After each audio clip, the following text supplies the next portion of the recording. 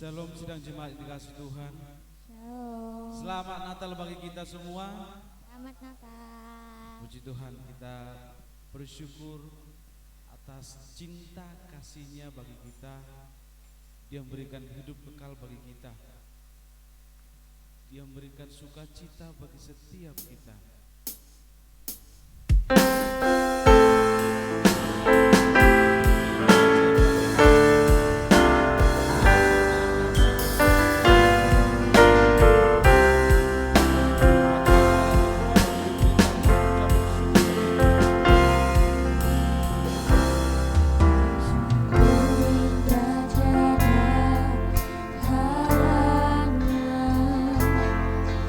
Sungguh menakjubkan.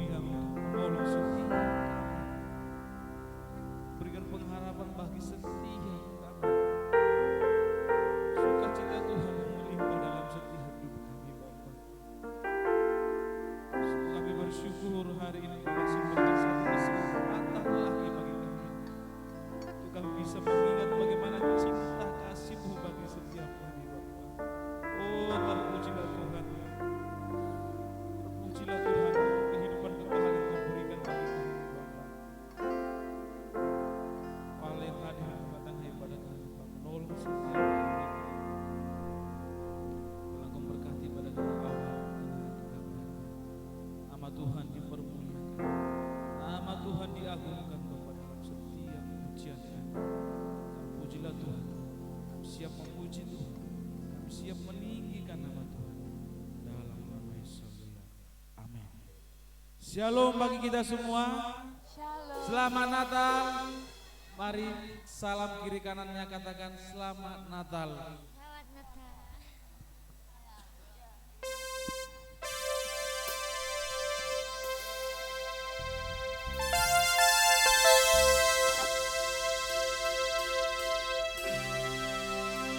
Puji Tuhan. Biarlah setiap orang memuji Dia dan namanya ditinggikan. Sebab Dia Allah yang agung.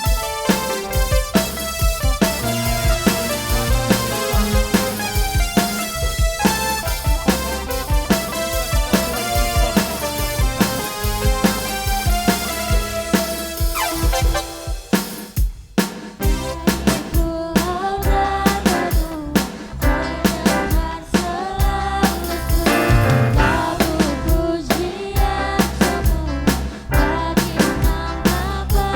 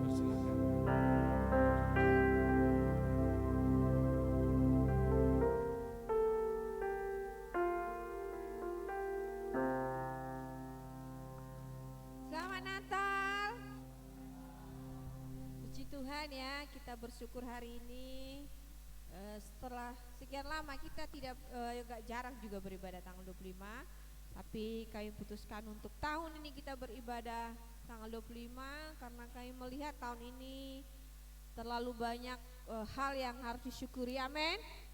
Amin ya, banyak hal yang kita syukuri sepanjang tahun ini yang Tuhan telah nyatakan dalam hidup kita.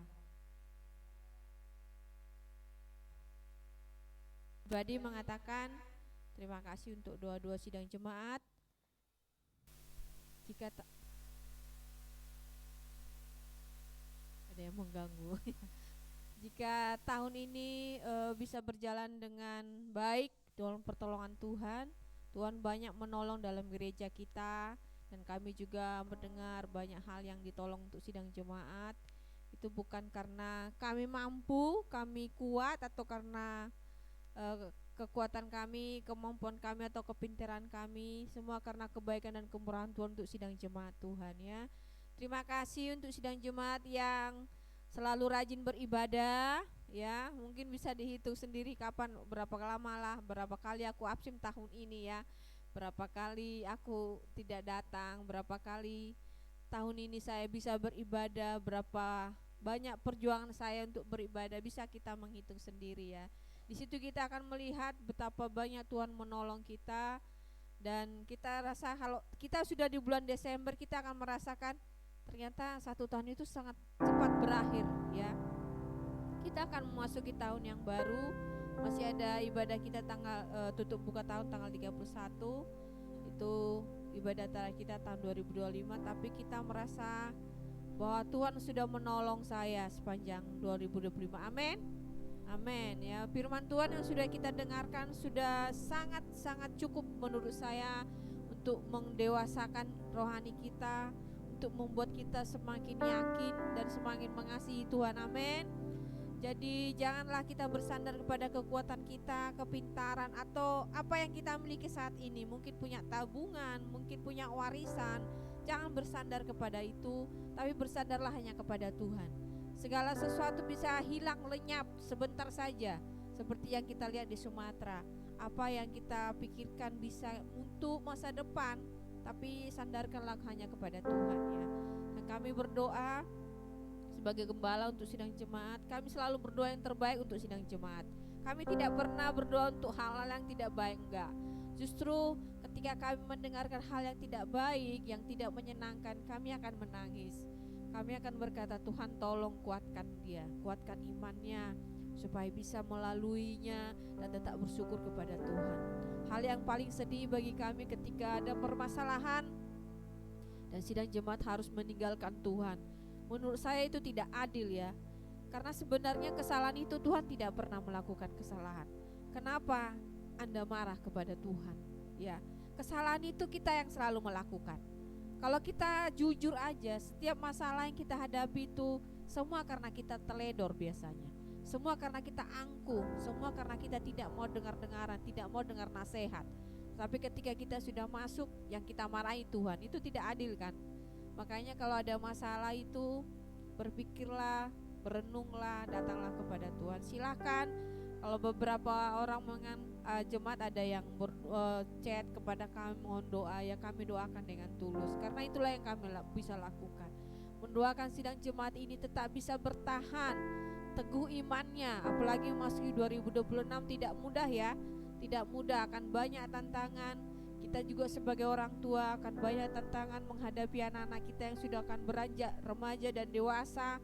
Kita akan menghadapi kenakalan-kenakalan remaja yang sangat menguras emosi ya. Jujur bagi orang tua kita itu menguras emosi kita. Kadang kita mengatakan, waduh capek banget sebenarnya ya.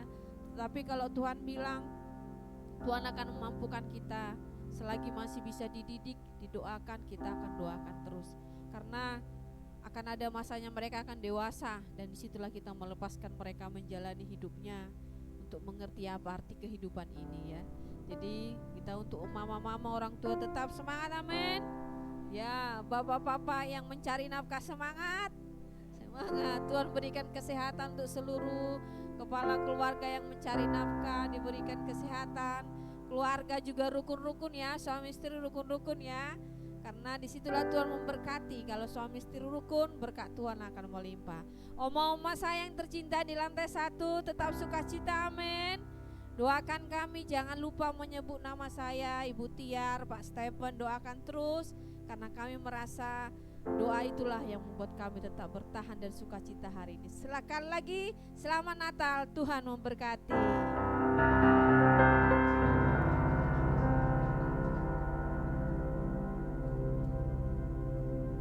Puji Tuhan. Ada lagi Bapak Ibu yang bersaksi?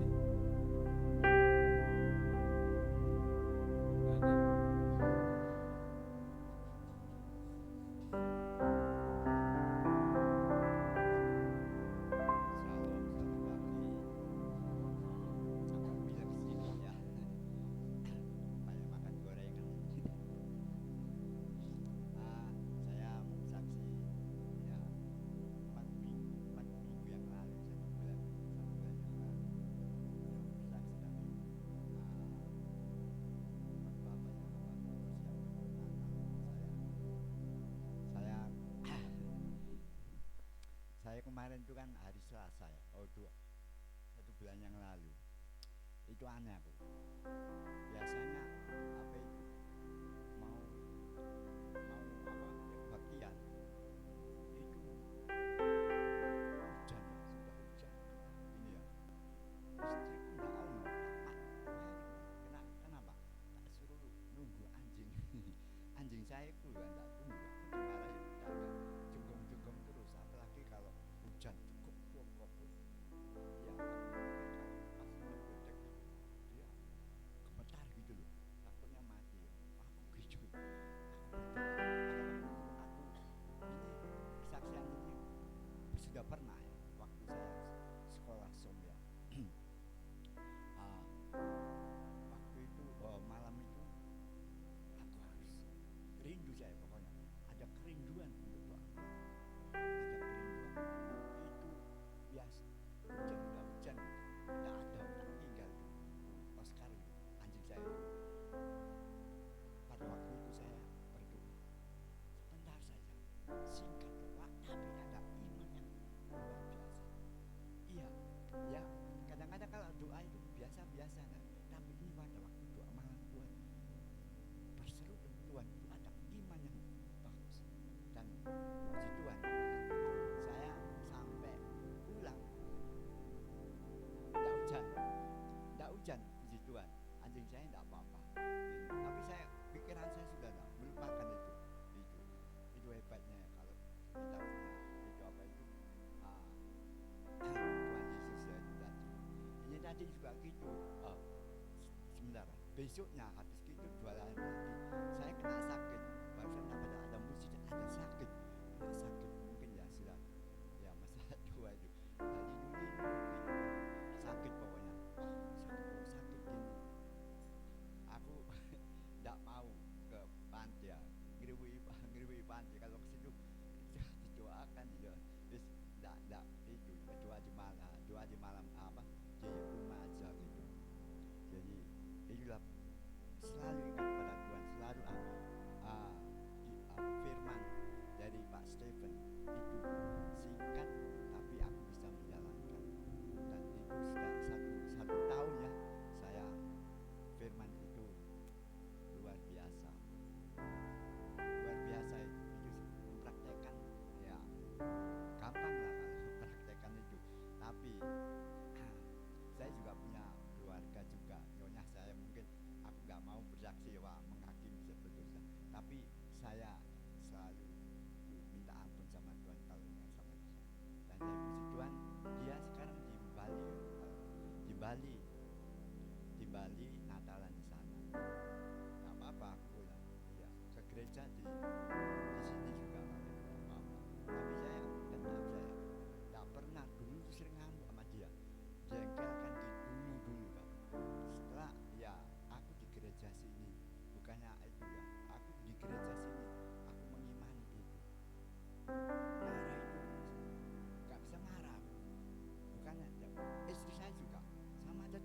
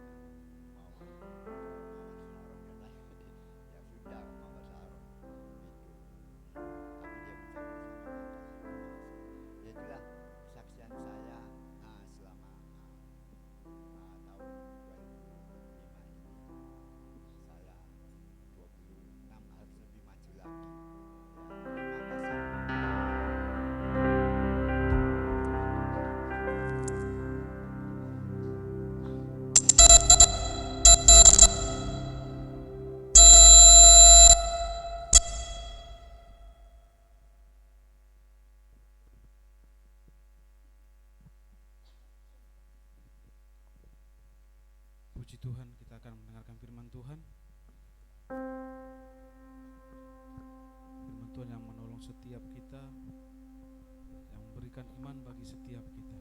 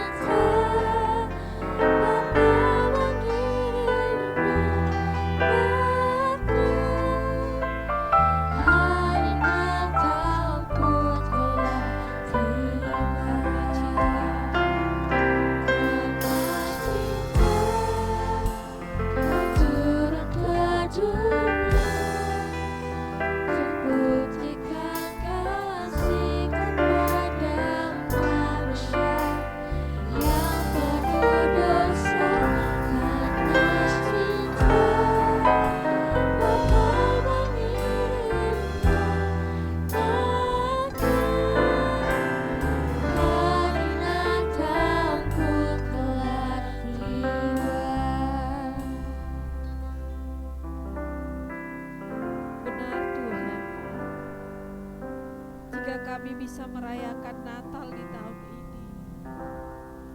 Itu karena cinta-Mu begitu besar bagi setiap kami tanpa terkecuali. Engkau mengasihi kami, menjadikan kami anak-anak-Mu, menggantikan kami yang harusnya menerima penghukuman. Tapi Tuhan mengutus anak-Mu yang tunggal untuk kami. Betapa besar kasih-Mu bagi setiap kami, Tuhan. Biarlah di momen Natal ini kami juga belajar bagaimana kami juga belajar mengasihi Engkau, belajar mengasihi sesama kami, belajar mengasihi orang tua kami, belajar mengasihi saudara-saudara kami. Ajari kami Tuhan, agar di momen Natal ini sungguh kami tidak mau terlewatkan. Karena hari ini kami diingatkan kembali bukti kasih-Mu yang sangat besar bagi setiap kami. Terima kasih Bapa. Berbicaralah kepada kami melalui firman-Mu. Firman-Mu itulah yang akan memberikan kami pengertian, dan firman itu juga yang menumbuhkan iman kami, sehingga kami semakin kuat, semakin teguh di hadapan Tuhan. Terima kasih Bapa. Berbicaralah melalui Bapak Gembala, Roh Kudus yang bekerja, setiap kami yang duduk dimanapun juga. Biarlah Roh Kudus juga menguasai setiap hati, pikiran, dan perasaan kami, sehingga kami memberikan yang terbaik untuk mendengarkan dan meresponi firman-Mu. Terima kasih Bapa. Kami sambut firman-Mu hanya di dalam nama Tuhan Yesus Kristus. Haleluya. Amin.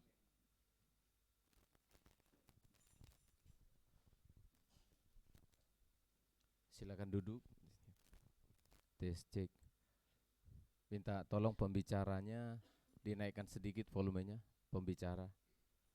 Tes cek. Ya, tes ya. Selamat hari Natal dan Shalom untuk kita semuanya.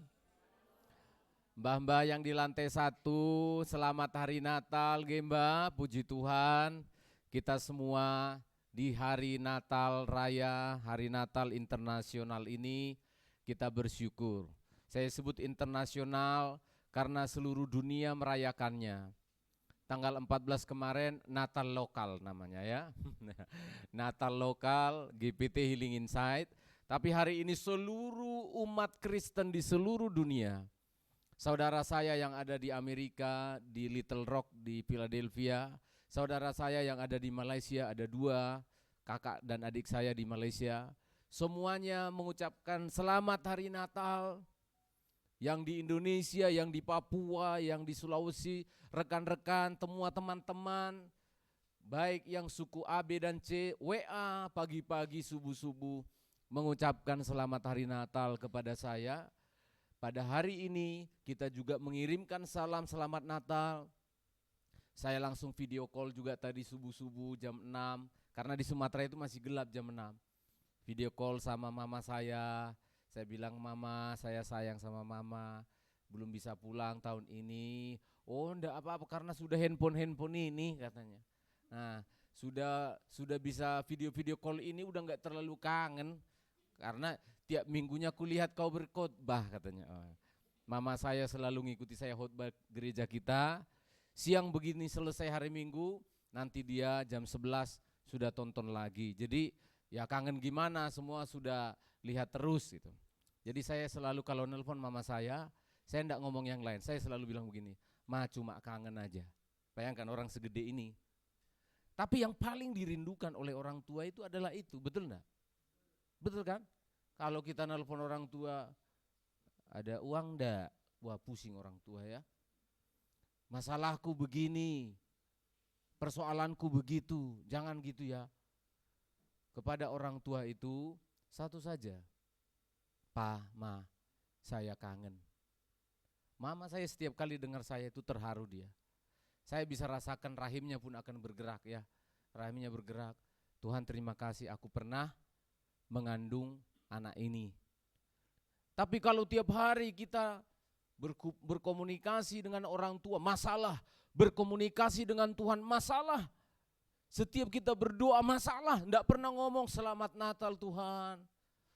Aku merindukanmu ya Allah. Itu sama saudara. Hubungan kita dengan orang tua di dunia ini dengan Allah itu sama. Karena orang tua kita, Tuhan yang hidup di dunia ini adalah orang tua. Orang tua rohani, kakak rohani. Ya mereka-mereka itu. Orang-orang yang kita katanya mencintai, tetapi kita berkomunikasi selalu ngomong masalah, selalu minta, selalu ngomong masalah, selalu minta. Itu bukan cinta. Amin. Cinta yang sejati itu adalah ketika kita berkomunikasi, ada cinta di dalamnya. Saya tidak pernah nelpon mama saya, orang tua saya, nyampaikan masalah. Saya selalu mengatakan, mama saya kangen. Memang saya kangen beneran. Kadangkala saya punya pergumulan, persoalan, saya perhatikan, istri saya juga banyak beban, anak-anak saya juga banyak persoalan, saya bawa sama Tuhan. Saya telepon orang tua, saya hanya ngomong, kangen. Ma, saya kangen. Dia selalu rindu, dia bilang, kamu lain sendiri ya, gak pernah nelpon mama, mbok lihat dulu dompetmu mak, katanya gitu sama saya. Lihat dulu dompetmu mak, kamu gak pernah ngomong gitu. Enggak mak, saya diberkati Tuhan di sini. Padahal dia enggak tahu saya juga bayar cicilan. Ya, maksud saya saudara, ada hal-hal yang ironik. Ada hal-hal yang ternyata dalam kehidupan ini ada sesuatu yang ironi, sesuatu yang bertentangan dalam hidup ini. Yang selalu kita lakukan. Tahun 2016, Bapak yang bernama, saya tulis di sini namanya, Bapak Jamal ini, ya, Pak Jamal ini disebutkan menjadi Duta PKL Internasional. Karena apa? Pak Jamal ini tahun 2016 itu di Syarina, Tamrin, itu ada bom, teroris bikin bom di sana dan meledak. Dan ketika bom meledak, Pak Jamal inilah yang memimpin gerobak-gerobak dan orang-orang berjualan ini malah mendekat ke tempat tembak menembak itu loh. Polisi itu tembak menembak dengan teroris dan sudah ada korban di tengah jalan. Tapi Pak Jamal ini masih sate. Loh iya. Makanya banyak gurauan ya di dunia maya waktu itu. Kalau di luar negeri ada teror, sepi jalanan. Tapi kalau di Indonesia, di sanalah kita menemukan bakso, sate. Malah dikerumuni waktu itu, ini di Sarina. Malah dikerumuni. Nah ini yang disebut dengan ironi. Sesuatu yang berbeda dari apa yang kita anggap A, ternyata B. Sesuatu yang dianggap harusnya kedatangan Yesus Kristus sebagai bayi juru selamat itu harusnya disikapi seperti A, tapi kenyataannya B. Mari kita lihat di dalam Injil Matius pasal yang kedua. Injil Matius pasal yang kedua ayat 1 sampai ayat yang keempat. Matius pasal yang kedua ayat 1 sampai ayat yang keempat, kita baca bergantian. Saya membaca ayat 1, jemaat ayat 2 dan seterusnya. Matius pasal 2 ayat 1 sampai 4, demikianlah firman Tuhan. Sesudah Yesus dilahirkan di Betlehem di tanah Yudea pada zaman Raja Herodes, datanglah orang-orang Majus dari timur ke Yerusalem, jemaat. Dan bertanya-tanya di manakah dia, raja orang Yahudi yang baru dilahirkan itu. Terus? Kami telah melihat bintangnya di timur dan kami datang untuk menyembah dia. Ketika Raja Herodes mendengar hal itu, terkejutlah ia beserta seluruh Yerusalem. Maka dikumpulkannya semua imam kepada dan ahli Taurat bangsa Yahudi. Lalu dimintanya keterangan dari mereka di mana Mesias akan dilahirkan. Puji Tuhan. Inilah yang saya sebut dengan the irony, ironis dari Natal. The irony of Christmas. Ada sesuatu yang ironis, ada sesuatu yang aneh terjadi pada kisah Natal. Dan saya lihat yang pertama, ironi atau pertentangan atau ketidakcocokan dari apa yang diharapkan. Yang pertama adalah raja yang sejati itu, Yesus Kristus itu lahir di tengah-tengah era raja yang palsu. Saudara perhatikan, yang wajar itu adalah seorang raja itu lahir di tengah-tengah raja yang memerintah itu raja yang beneran. Tetapi Matius mencatat dalam ayat yang pertama dicatat hanya Matius yang mencatat ini, eranya disebut. Yesus dilahirkan di Bethlehem di tanah Yudea pada zaman, ayo jemaat, pada zaman apa? Pada zaman Raja Herodes. Nah, ini adalah ironi yang pertama. Raja yang kekal, raja yang sesungguhnya itu datangnya dan lahirnya justru pada era Herodes Agung namanya. Jadi Matius mencatat ini untuk informasi bagi kita. Saya belum pernah memang dengar khotbah seperti ini. Hasil doa dari saudara. Tidak pernah orang melihat ayat 1 ini sebagai sesuatu yang penting. Tapi bagi saya oleh doa saudara penting sekali. Disebutkan Yesus lahir pada waktu itu zaman Raja Herodes. Matius mencatat dengan benar. Pada masa Raja Herodes ya. Untuk apa? Supaya kita sadar bahwa Natal itu adalah sesuatu yang ironi. Sesuatu yang melawan arus. Sesuatu yang tidak wajar. Yesus datang. Dia adalah raja yang kekal itu, tetapi dia datang justru di eranya Raja Herodes. Siapa Raja Herodes? Raja Herodes ini adalah raja boneka. Saya ulangi ya pelan-pelan jemaat, sedikit sejarah. Raja Herodes ini, Herodes Agung ini adalah raja boneka dari kekaisaran Romawi. Kalau di Indonesia dulu, ketika Belanda menjajah Indonesia, maka di Indonesia itu ada banyak rajanya. Tetapi di Indonesia itu ada general gubernur yang bernama Kun. Ada pemerintah di Indonesia, tetapi ada raja boneka. Ditempatkan waktu itu di Indonesia. Namanya Batavia waktu itu. Namanya Jenderal Kun. Sehingga apa? Indonesia punya tuan, Indonesia punya pemerintah, tetapi pajak dikirim ke Gubernur Kun. Indonesia punya raja, ada Kesultanan Mataram, ada kerajaan di Surabaya ini namanya dulu Ujung Galuh namanya. Kerajaan Ujung Galuh, di Sidoarjo, di Majapahit yang ada di Mojokerto, tetapi upeti, tetapi hasil panen, hasil bumi dikirim ke Belanda, VOC, dikirim kepada gubernur. Itulah yang terjadi di Yerusalem. Israel adalah sebuah negara yang berdiri pada waktu itu, tetapi rajanya bernama Herodes. Herodes ini bukan orang Israel. Dia adalah orang Edom. Herodes ini tidak murni orang Israel, tetapi Kaisar Romawi menunjuk dia. Kamu saya tempatkan jadi raja di sana, oleh sebab itu ambil pajak sebanyak-banyaknya, kamu kirim ke Roma, ke Italia, kamu kirim contohnya $2.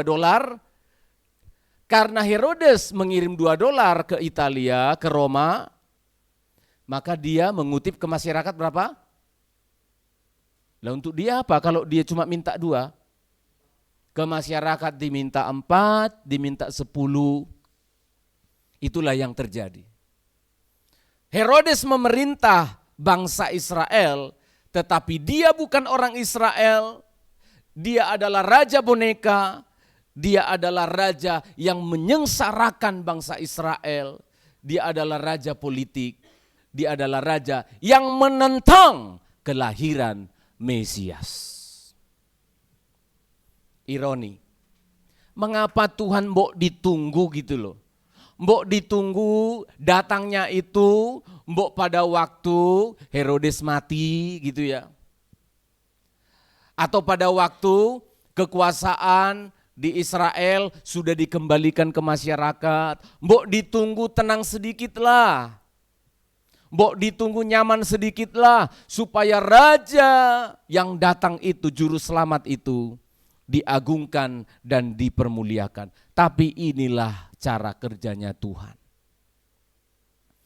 Inilah cara kerjanya Tuhan.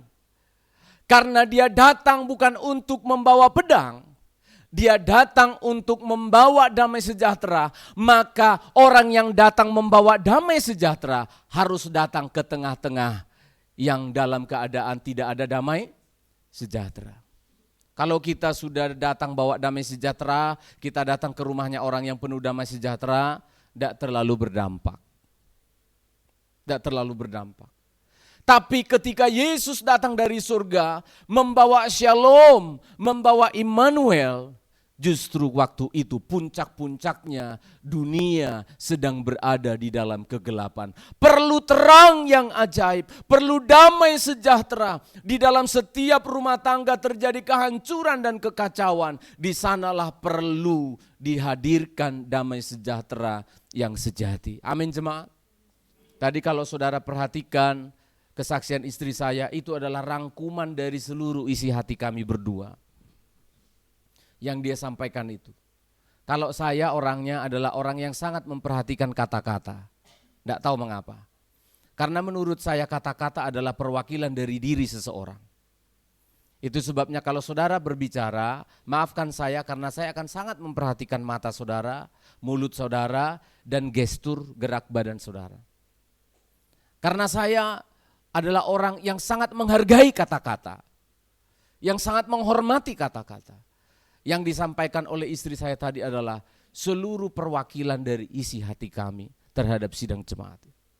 Kehadiran kami berdua adalah untuk membawa damai sejahtera, membawa sukacita di dalam setiap hati yang sedang dalam keadaan gelisah. Di dalam pernikahan yang sedang digoncang oleh keadaan. Di dalam setiap hati anak-anak muda yang mengalami kecemasan dan kebingungan akan kehidupan. Kami hadir membagikan firman Allah. Kami sendiri juga mengalami banyak persoalan. Kami sendiri juga banyak pergumulan. Tetapi terima kasih kepada Tuhan. Ironi yang pertama ini justru membuat Yerusalem menghadirkan kedatangan damai sejahtera yang sejati. Karena kehadiran Yesus, karena hari Natal yang sedang kita rayakan ini adalah sebuah deklarasi, adalah sebuah pengumuman, bukan hanya selebrasi senang-senang.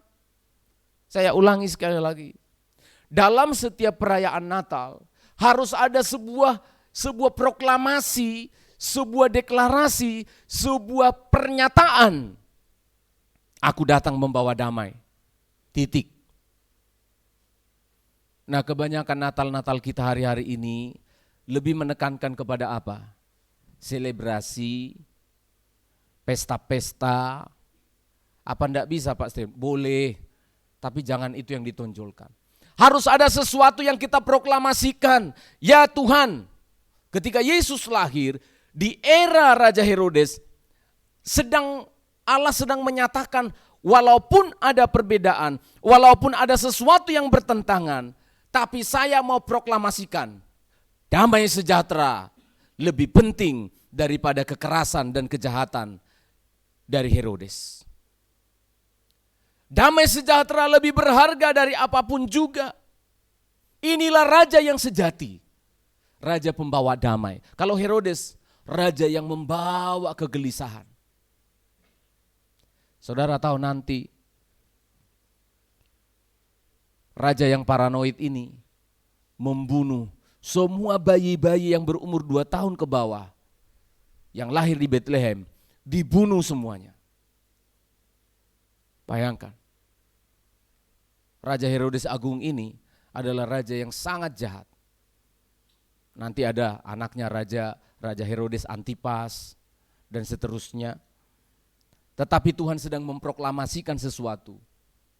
Raja yang datang itu bukan untuk dielu-elukan, disambut dengan baik, dengan gagap gempita, tidak. Kadangkala seorang pahlawan itu disambut dengan keheningan. Tidak harus selalu dengan sorak-sorai, tidak selalu dengan pesta-pesta. Kadangkala orang-orang yang sederhana yang datang ke rumah kita, ke hidup kita, itu membuat hati kita damai sejahtera. Amin, saudara. Saudara adalah sukacita kami, suami istri. Amin. Dan saudara-saudara yang saya sebutkan tadi, saudara adalah orang-orang yang sederhana. Yang membuat kami bahagia, yang membuat kami bersukacita, bukan karena saudara di sini bawa, kalau datang ibadah bawa Mercedes-Benz, bawa Alphard. Ketika bendahara menghitung persembahan setiap minggu begitu, nanti dia lapor, Pak, persembahan pertama sekian, persembahan kedua 2 triliun. Lalu saya sukacita. Tidak. Kadangkala sukacita itu datang dari kesederhanaan. Amin. Tadi pagi saya datang ke sini. Anak gadis kita pelayan Tuhan di sini sudah make up artis, make up anak-anak yang mau melayani Tuhan. Saya terharu sekali. Saya sungguh terharu sekali, sungguhan. Tuhan, dia bukan pendeta. Dia bukan hamba Tuhan, dia bukan full timer. Dia tidak saya gaji, tapi dia datang lebih dahulu. Dalam segala kesederhanaan, dalam segala kelemahan, kadangkala itu yang membuat sukacita. Malah seringkali ya, orang-orang yang kelihatannya perawakannya bagus, yang kelihatannya ekonominya bagus, malah bikin gelisah, bikin susah. Orang-orang sederhana, kami datang suami istri masuk di ruangan mbah-mbah di lantai 1, saya perhatikan istri saya dengan tulus, peluki semuanya, oma-oma itu dicium. Dia bilang selamat Natal. Dia tidak peduli, dia sudah make upan 2 lapis, mbah-mbah masih sudah mandi ya, kalau mandi sih sudah ya. Tapi belum make upan. Saya melihat yang membuat sukacita itu kadangkala hal-hal yang sederhana. Saudara setia datang beribadah, kadangkala saudara tidak berbicara, hati saya bersukacita luar biasa. Kelelahan saya, keletihan saya melayani Tuhan, mempersiapkan segala pekerjaan Tuhan yang tidak mudah ini, kadangkala terobati ketika melihat saudara setia. Amin jemaat. Kadangkala saya dan istri yang tidak pintar mengutarakannya, tapi saudara harus pahami, kebahagiaan itu kadangkala datang dari kesederhanaan. Bukan di istana, tapi kandang domba. Hari Natal telah tiba, mari sambutlah dia. Amin jemaat. Kadangkala sederhana itu loh. Jangan sampai kita tidak datang ke gereja karena apa? Kolekte tidak ada Pak, bajuku tidak baru Pak, saya bolak-balik di gereja ini ngomong itu. Apa hubungannya? Tidak ada itu. Datanglah kepada Tuhan dengan segala kesederhanaan, karena dia Raja yang agung itu, Yesus Kristus Juru Selamat itu, dia juga datang di dalam kesederhanaannya untuk menerima kita apa adanya. Saudara yang datang menantikan Tuhan, datang ibadah di sini. Bahkan kadangkala belum jam 8 sudah ada di sini. Kadangkala itu bikin hati Tuhan sukacita. Amin. Sukacita. Kadangkala kita banyak persoalan, sibuknya bukan main. Tapi kita kita tetap upayakan untuk datang beribadah kepada Tuhan. Hal-hal yang sederhana. Tahun 2026, maukah kita menghidupi ironi yang pertama ini? Ketika dunia tahun 2026 adalah A, ayo kita B saja. Amin. Ketika orang-orang tidak setia di 2026, kita tetap setia. Amin. Ketika orang merencanakan perpisahan, perceraian pernikahannya 2026, kamu bilang jangan, saya tetap mempertahankan. Ketika anak-anak muda hidup, gaya hidupnya, gaya berpacarannya rusak dan hancur, kita berkata tidak. Karena Christmas, karena Natal itu adalah sebuah ironi yang tidak harus selalu sama, tidak harus selalu baik keadaannya. Hati saya bersuka cita, Matius mencatat, Yesus itu lahir pada zaman Raja Herodes. Yesus yang sederhana itu lahir di tengah-tengah raja yang jahat dan sangat-sangat egois ini. Coba kita membaca di dalam ayat yang pertama Injil Matius tadi. Ayat yang pertama, Matius pasal 2 ayat yang pertama. Dan ayat yang ketiga. 2 ayat ini kita baca. Matius 2 ayat yang pertama lalu lompat ayat yang ketiga. Ayat yang pertama, 2 ya. Sesudah Yesus dilahirkan di Bethlehem di tanah Yudea pada zaman Raja Herodes, datanglah orang-orang Majus dari timur ke Yerusalem. Ayat 3, ketika Raja Herodes mendengar hal itu, terkejutlah ia beserta seluruh Yerusalem. Perhatikan, inilah ironi yang kedua. Ironi yang kedua adalah bahwa orang-orang kafir mencari Raja Yesus itu. Tapi orang-orang perjanjian, orang Israel malah apa? Berdiam diri. Perhatikan. Orang-orang yang sederhana, gembala-gembala bersuka cita menyambut kelahiran raja itu. Tapi Herodes terkejut dengan kegelisahan. Ironi seperti ini. Orang kafir mencari. Orang Majus ini adalah orang kafir. Orang Majus ini adalah orang yang tidak mengenal Tuhan. Mereka datang dari timur. Kalau kita lihat ini Israel, timurnya Israel itu berarti Irak. Kalau bukan Irak, Iran. Kalau bukan Iran, Yordania. Orang-orang ini adalah orang-orang disebut orang Majus. Ya, magic. Nah, orang-orang ilmuwan yang punya pengetahuan tentang astronomi, yang punya pengertian tentang bintang-bintang ilmu kalam. Mereka melihat, ini bintang kok beda sendiri.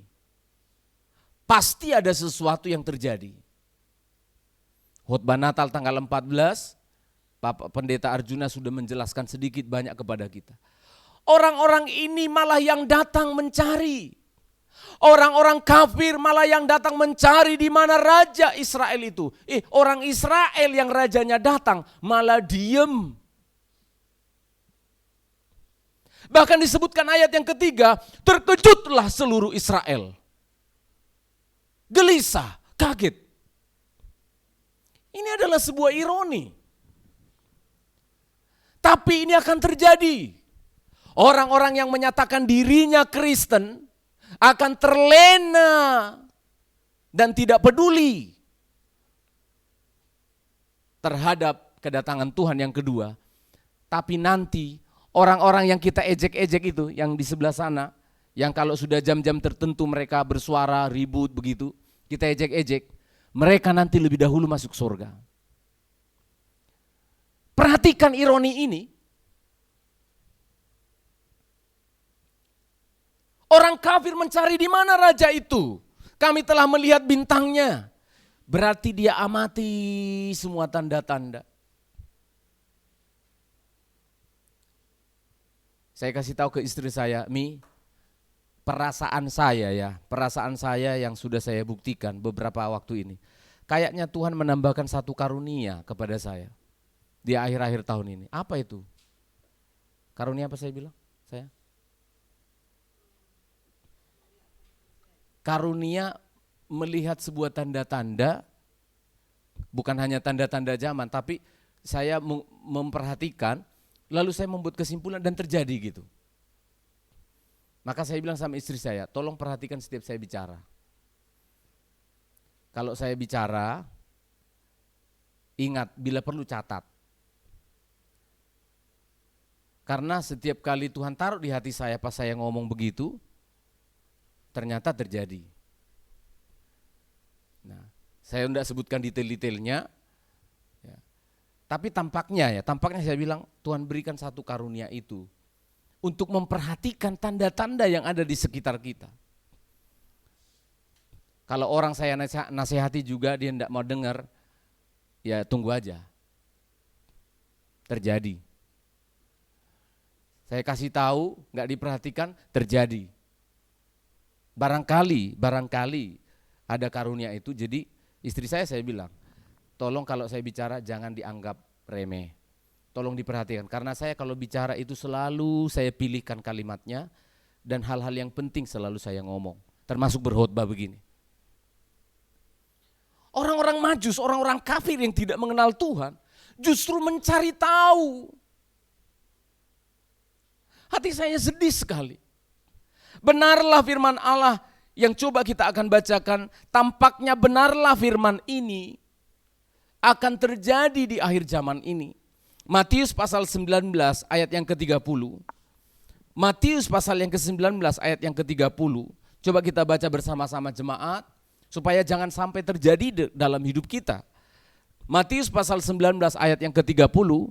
Mari kita baca sama-sama. 1, 2, ya. Tetapi banyak orang yang terdahulu akan menjadi yang terakhir, dan yang terakhir akan menjadi yang terdahulu. Perhatikan ini. Akan ada banyak orang yang dulunya Kristen, lebih dahulu mengenal Tuhan, lebih dahulu melayani Tuhan, lebih dahulu mengecap kebaikan Tuhan, tapi akan tertinggal. Sementara orang yang tadinya seperti Paulus kelihatan pembunuh, penjinah, orang-orang berdosa yang selalu kita ejek-ejek itu, mereka nanti malah yang lebih dahulu. Perhatikan ini jemaat, ini penting sekali. Jangan sampai ini terjadi dalam hidup kita. Jangan sampai. Ini saya sedang mempersiapkan, ada 6, sebenarnya masih ada lagi, Clara atau Andrew mau belajar melayani musik. Ya. Mau belajar melayani musik, anak-anak muda ini ada berapa orang sudah mendaftar yang ingin melayani musik. Jangan sampai nanti gini, anak-anak yang muda-muda yang bau ingus, ingusan ya. Anak-anak muda yang kita bilang istri saya, anak-anak remaja ini banyak problematik, banyak persoalan, banyak masalah dalam hidupnya kan gitu. Jangan sampai nanti mereka yang melayani Tuhan di sini, kita yang sudah melayani lebih dahulu, kita datang pada hari Natal. Kita datang pada hari Natal, lalu kita lihat contohnya si Valen main piano gitu ya. Habis ibadah selesai, kita yang dulu pemain piano di sini datang sama Valen. Valen, bagus kamu ya. Aku dulu loh yang main piano di situ. Si Valen nanya, sekarang om ngapain? Aku maling. Loh, iya. Valen, ini bukan doa ya, ini contoh. Valen sama Luisa yang dancer di sini tahun 2025. Dancer. Lalu nanti ada diajari lagi dancer yang baru. Lalu Valen yang sudah dewasa bilang, dulu aku dancer loh di situ. Loh, sekarang kakak Valen ngapain? Aku ini. Apa Len? Gak berani aku ngomongnya, nanti jadi doa. Perhatikan, dulu aku yang khotbah loh di situ. Dulu aku yang melayani loh di sana.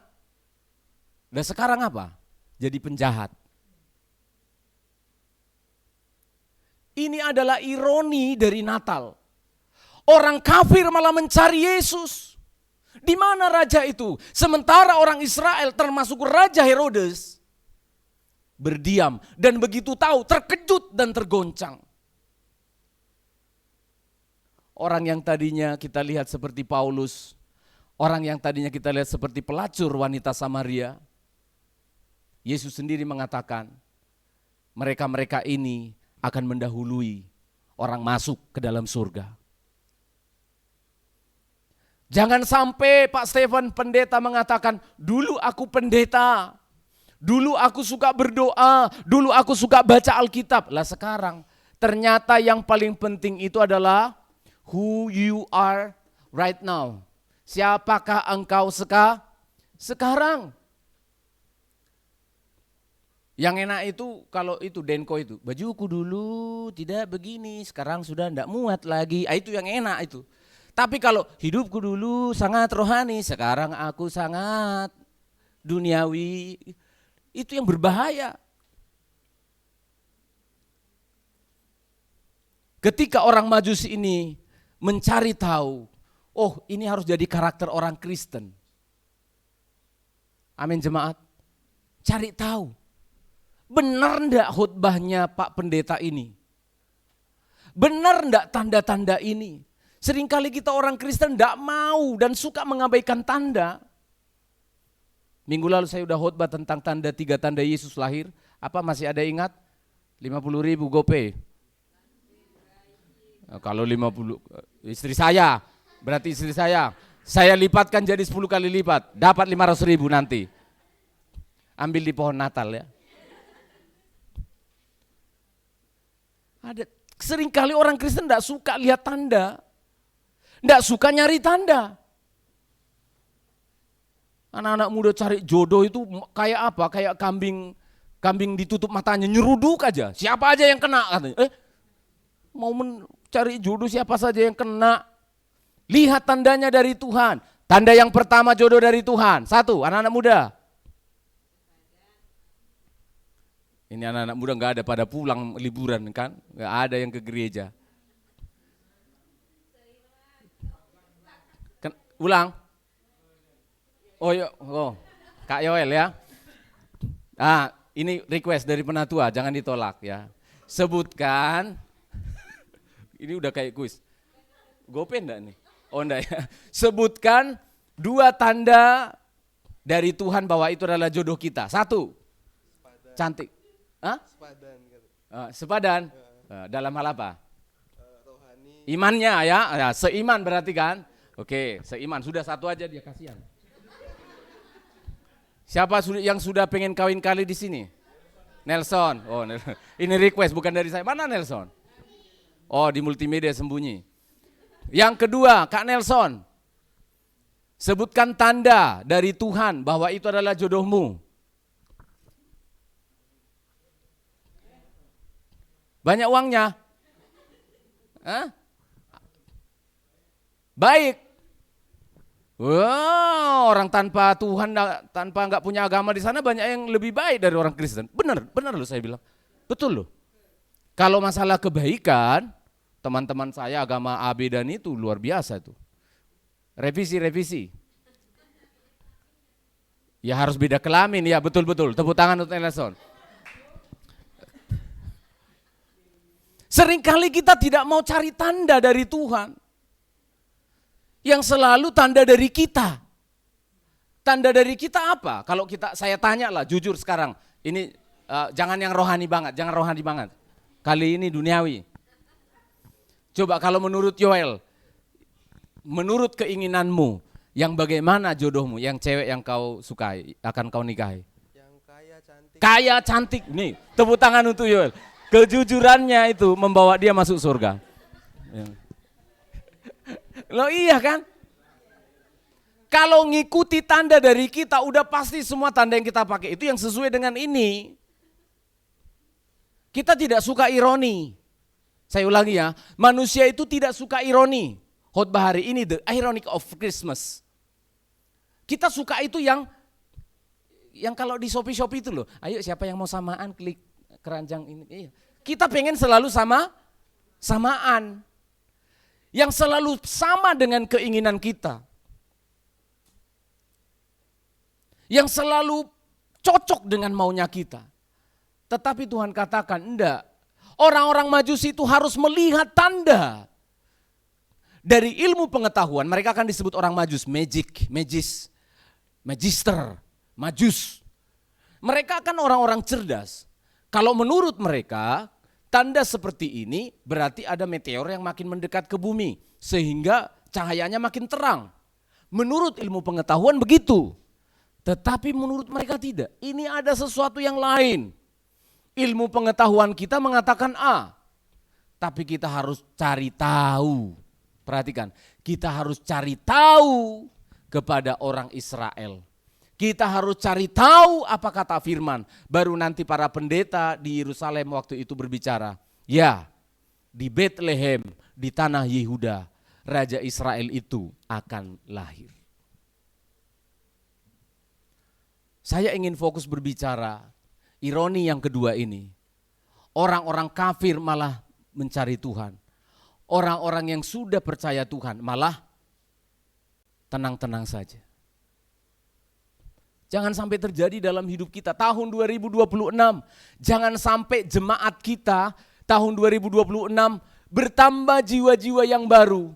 Tetapi jiwa-jiwa yang lama malah makin dingin. Kasih itu makin dingin.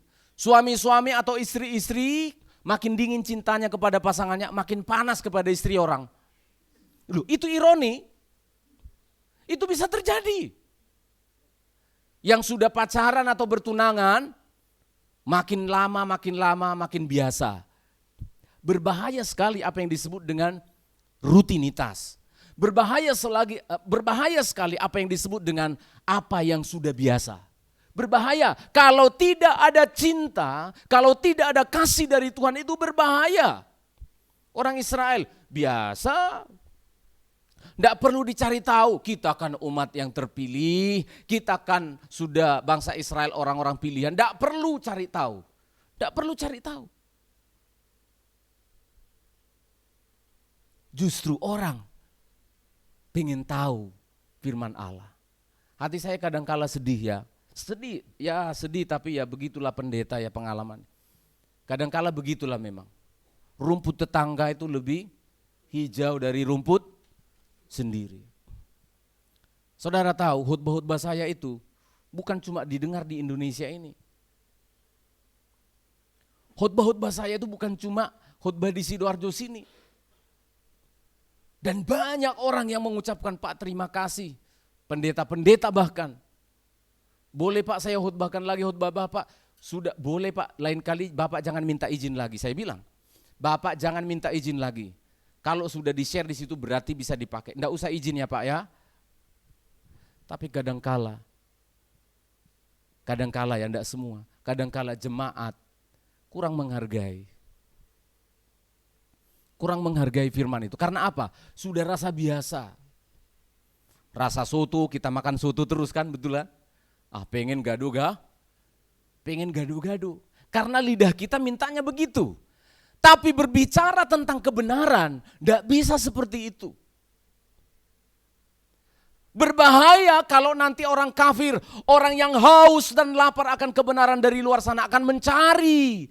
Dan ayat yang barusan kita baca membuat hati saya sedih sekali. Tuhan jangan sampai banyak orang yang terdahulu akan menjadi yang terakhir. Dan yang terakhir akan menjadi yang terdahulu.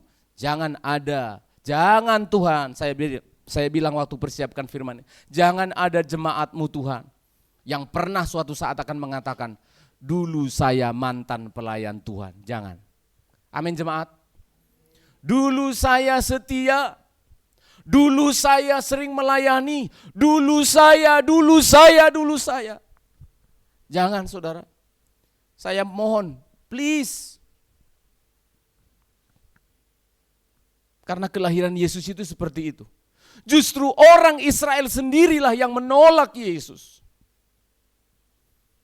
Justru orang Kristen sendirilah yang seringkali mengabaikan firman Allah. Hati saya rindu sekali dan ingin mendoakan jemaat. Tahun 2026 mendatang. Kalau 2025 hasil evaluasi kita setia. 2026 kita akan lebih setia. Yang sudah menikah 2025 kita makin dekat dengan pasangan. 2026 lebih mesra. Amin. Lebih mesra. Ya. Makin sayang, betul amin. Makin sayang, berarti harus sayang saya. Loh, iya, sesekali perlu seminar pernikahan ini memang. Cuma di gereja kita kan orang yang menikah tidak terlalu banyak ya. Banyak jomblo. Oh bukan, banyak masih anak-anak muda. Perlu itu. Suami istri itu mesti sayang-sayangan, mesti mesra-mesraan. Mohon maaf, bukan hanya waktu di kamar, bukan. Bukan. Dalam kehidupan pernikahan itu. Mungkin nanti kita ambil waktu khusus untuk mengenai pernikahannya, semoga Tuhan tolong di 2026. Supaya apa? Jangan biasa-biasa. Semakin hari pernikahan kita itu harus semakin manis. Jangan makin anyep-anyepnya. Jangan makin anyep. Ada yang salah. Ada yang salah kalau pernikahan makin anyep. Ada yang salah. Perlu diperbaiki. Anak-anak muda yang melayani Tuhan, jangan sampai berkata begini, pelayanan terus, jangan. Malah bilang sama Bapak Pendeta, Ibu Pendeta, kapan lagi jadwalku Pak, kok kayaknya aku enggak pernah, amin. Saya tahu itu sulit. Amin. Saya saudara, saya di tahun yang lalu kan sibuk sekali ya jadi pengurus sinode. Saya sudah tidak jadi pengurus sinode lagi, jadi waktu saya mau fokuskan untuk 2 saja. Karunia menggembalakan dan mengajar. Jadi akan ada waktu saya kosong 1 atau 2 hari untuk memikirkan pelayanan kita. Makanya saya rekrut anak-anak muda untuk belajar. Saya akan mengajar mereka, mengajar musik, mengajar melayani. Dan saya berharap pelayanan kita di waktu mendatang akan bertumbuh dan berkembang. Amin. Jangan berkata, aku sudah capek, aku udah lelah. Saya kasih tahu saya pasti lebih lelah ya. Karena pekerjaannya banyak sekali. Tetapi saya bilang tidak, kalau 2025 sudah lelah, 2026 akan semakin lelah melayani Tuhan. Amin. Yang lebih capek itu kalau pengangguran loh. Betul enggak? Pengangguran kau enggak dipakai Tuhan. Sekarang kau bangga. Nanti kalau masuk surga loh, kalau masuk surga kau tertunduk begini. Karena apa? Enggak ada yang mau dipersembahkan kepada Tuhan. Nanti ketika kita datang menghadap Allah itu perhatikan baik-baik. Jangan dikira percaya Yesus masuk surga, betul masuk surga. Tetapi sukacita setiap orang itu berbeda. Orang yang menerima upahnya besar itu ditunjukkan seperti mahkota. Ada 5 mahkota setidaknya di Alkitab. Orang yang bekerja keras melayani Tuhan selama hidupnya di dunia beribadah, itu mahkotanya berbeda dengan orang yang malas-malasan. Yang nganggur-ngangguran itu loh, itu beda. Dan saudara tahu nanti di surga itu ngapain? Semua yang sudah diberikan mahkota itu akan berlutut. Melepaskan mahkotanya, lalu melemparkan mahkota itu di hadapan tahta anak domba. Lalu berkata apa? Bagimulah engkaulah yang layak menerima segala pujian. Lah kalau saudara botak, ngasih apa sama Tuhan? Kamu gak pernah ada upah? Gak ada upahmu. Masuk surga yes, tapi kamu gak ada upah. Saya singgung sedikit. Kemuliaan setiap orang berbeda di surga itu. Baca Wahyu pasal 19. Tuhan akan memberikan pakaian putih yang berkilau-kilauan. Pakaian putih itu adalah perbuatan-perbuatan baik dari orang percaya selama dia masih hidup di dunia. Jadi jangan dikira, capek kau Yoel melayani Tuhan kau terus penting kan masuk surga. Jangan percaya itu. Kemuliaanmu beda dari dia. Dia nanti tukang koset. Ya. Enggak ada kloset di surga, enggak. Tahu maksud saya? Dia nanti adalah orang yang kau perintah di sana. Karena kita di surga itu jadi raja-raja kecil yang memerintah. Jangan dikira masuk surga, cukup masuk surga. Jangan, melayani Tuhan, amin. Jangan kalian kira, biarin aja ibu pendeta itu capek-capek kayak gitu. Ya memang sudah kayak gitu dia. Kita enggak usah melayani Tuhan. Jangan begitu. Kemarin jemaat enggak ikut kan seminar eskatologi, saya udah jelaskan itu. Supaya kita melayani Tuhan ini sukacita. Saya melayani Tuhan lelah, tetapi saya ingat upah saya di surga itu besar, amin. Hidup di dunia hanya berapa tahun sih? Ntar lagi kita tua, pensiun. Kita sudah nabung apa di surga? Hartamu simpanlah di surga. Harta itu adalah apa? Melayani Tuhan, perbuatan-perbuatan baik dalam melayani Tuhan. Saya rindu tahun 2026. Jemaat itu bukan hanya hadir datang beribadah, tapi semuanya punya mental melayani Tuhan. Amin. Tanya Ibu Gembala, Pelayanan apa Bu yang bisa saya lakukan? Apa yang bisa saya kerjakan? Supaya apa? Tahun 2026 menjadi tahun sukacita bagi kita sekalian. Puji Tuhan. Hati saya bersukacita menyampaikan berita Natal pada siang hari ini. Kita akan bersyukur kepada Tuhan, kita tundukkan kepala, kita mau datang kepada Tuhan. Pemain musik bisa tampil ke depan. Hati kami penuh dengan sukacita Tuhan. Kami berterima kasih untuk anugerah-Mu yang sudah menolong kami dan memberkati kami lewat firman Allah yang kami dengarkan pada hari ini. Kami berterima kasih Tuhan. Kita nyanyikan lagu yang pertama tadi, nada dasar F. Kita menyanyi lagu ini sambil bersyukur dan berterima kasih kepada Tuhan. Terima kasih Bapa, terima kasih untuk anugerah-Mu. Main F, tolong kasih nada dasar F.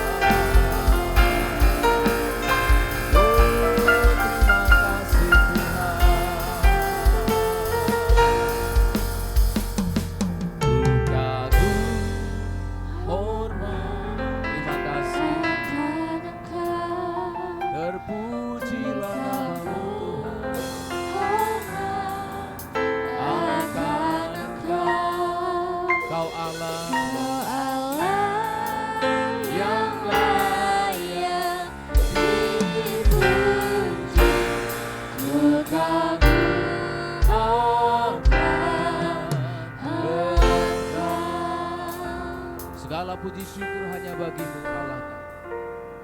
Kami menyembah, kami mengagungkan. Terpujilah Tuhan dari kekal sampai kekal.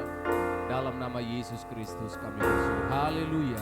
Amin, amin. Silakan duduk jemaat Tuhan.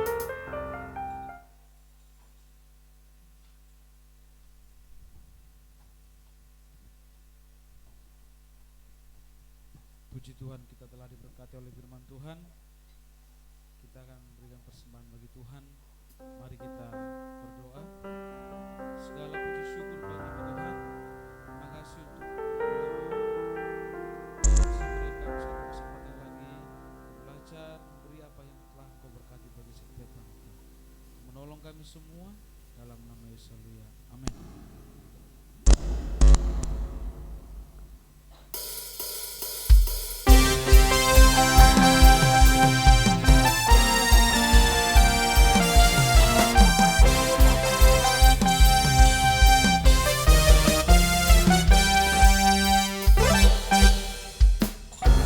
Hadiratnya dengan hati bersyukur,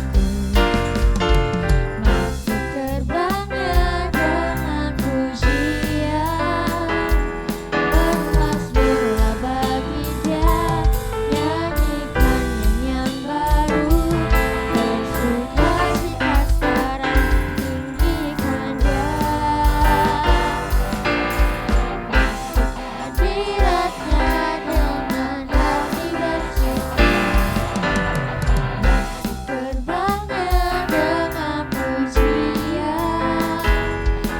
bermasmurlah bagi Dia, nyanyikan nyanyian baru, bersukacita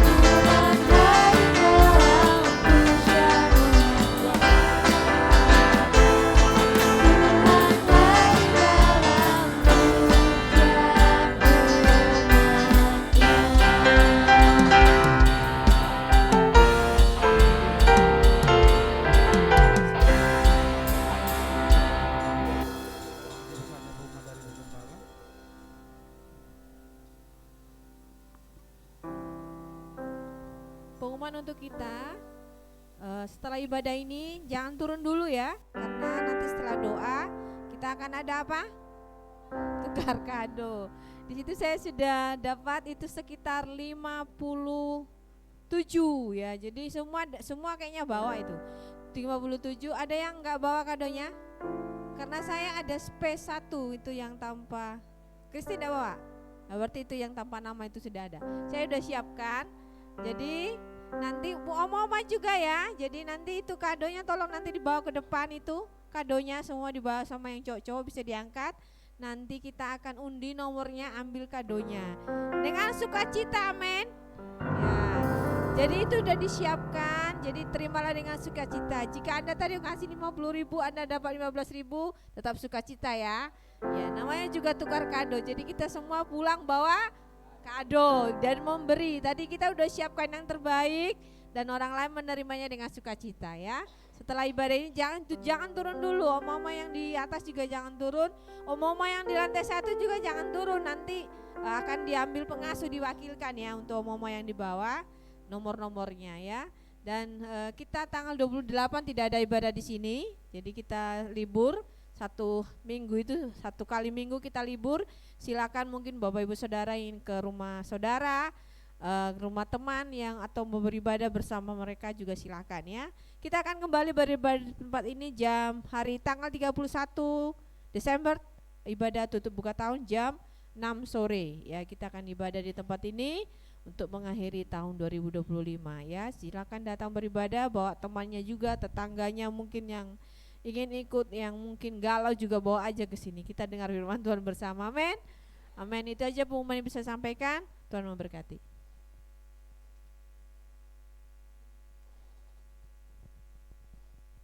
Puji Tuhan, mari kita tundukkan kepala, kita bersyafaat. Bapak, terima kasih Tuhan sudah menolong ibadah raya di Natal sedunia pada hari ini. Kami bersyukur ya Allah, seberapa jemaat-Mu yang bisa hadir pada hari ini. Jemaat Tuhan juga yang sudah pada pulang, berlibur, atau berkunjung ke tempat sanak saudara.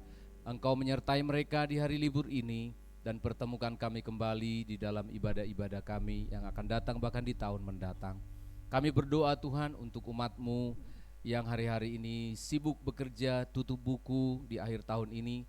Berikan mereka kesehatan, kekuatan, jika harus berlembur, harus menguras tenaga, pikiran, Tuhan turut campur dan menolong mereka untuk menutup pembukuan, menutup akhir kerja mereka di tahun ini. Terima kasih Bapa, jika ada umat-Mu yang kehilangan sukacita karena di hari Natal ini ada yang sakit, ada yang susah, pergumulan begitu berat. Allah yang hidup, campur tanganlah atas hidup mereka. Engkau Allah yang setia dalam kesederhanaanmu. Engkau Raja yang berkuasa, yang mampu menolong umat-Mu. Terima kasih Tuhan, kami serahkan oma-oma yang di lantai 1 dalam segala kesederhanaan dan keterbatasan mereka. Engkau mengasihi umat-Mu ini ya Allah. Untuk mereka lah Engkau datang dari surga untuk menemui dan menjumpai orang-orang yang sederhana seperti kami ini. Berkati pelayanan kami di panti ini maupun di gereja ini. Berkati semua para pelayan-pelayan Tuhan baik di panti maupun di gereja kami. Tambahkan semangat, sukacita dan iman kami untuk melayani di tahun 2026 lebih sukacita dibandingkan tahun ini. Terima kasih Bapa, anak-anak-Mu, sidang jemaat-Mu yang sudah mengambil waktu untuk berlibur yang cukup panjang di tahun ini. Engkau melindungi, menyertai mereka dimanapun mereka berada. Jauhkan dari celaka bahaya, longsor, banjir, dan kecelakaan di perjalanan. Lindungi umat-Mu semua Tuhan, baik di darat, di udara, di laut, hingga kembali ke Surabaya di Sidoarjo dengan segala selamat. Berikan mereka sukacita, karena liburan semacam ini menghabiskan banyak tenaga dan banyak uang, sehingga ketika umat-Mu kembali tetap sukacita, damai sejahtera melingkupi hati mereka. Terima kasih Bapa, sebentar kami akan bersukacita untuk bertukar kado bersama. Sebagai wujud sukacita kami, Engkaulah kado yang terbaik dan kami sudah menerima itu. Dan jika kami akan menerima kado dari teman kami sesama jemaat Tuhan, kami tetap bersukacita. Apapun isinya nanti ketika kami buka, sukacita Allah lah yang kami lihat di sana. Ada keceriaan ketika melihat bingkisan-bingkisan yang disiapkan oleh masing-masing kami. Terpujilah Tuhan karena Engkau sangat baik bagi kami. Mari kita berdiri bersama-sama. Kami berterima kasih Tuhan karena Engkau selalu mengajarkan kami berdoa demikian. Bapa kami yang di sorga, dikuduskanlah namamu, datanglah kerajaan-Mu, jadilah kehendak-Mu di bumi seperti di sorga. Berikanlah kami pada hari ini makanan kami yang secukupnya, dan ampunilah kami akan kesalahan kami, seperti kami juga mengampuni orang yang bersalah kepada kami. Dan janganlah membawa kami ke dalam pencobaan, tetapi lepaskanlah kami daripada yang jahat, karena Engkaulah yang punya kerajaan, dan kuasa dan kemuliaan sampai selama-lamanya. Jemaat, engkau dicintai oleh Tuhan, terimalah berkat dari Tuhan. Kasih karunia dan damai sejahtera dari Bapa pencipta langit dan bumi, di dalam Kristus Yesus Tuhan yang mengasihi engkau, dan persekutuan Roh-Nya yang kudus, Allah Tritunggal Maha Kudus yang hidup, Dialah yang memberkati engkau lagi, menyertai engkau di sepanjang jalanmu, melindungi engkau memasuki tahun yang baru. Terimalah berkat ini bersama dengan engkau, nikahmu, keluarga dan usaha pekerjaanmu. Diberkatilah engkau mulai hari ini lagi. Maranatha, sampai Tuhan Yesus datang kembali. Pulanglah bersama dengan Tuhan. Di dalam nama Tuhan Yesus Kristus. Yang percaya katakan amin. Selamat hari Minggu, Tuhan memberkati. Silakan duduk dulu, kita mau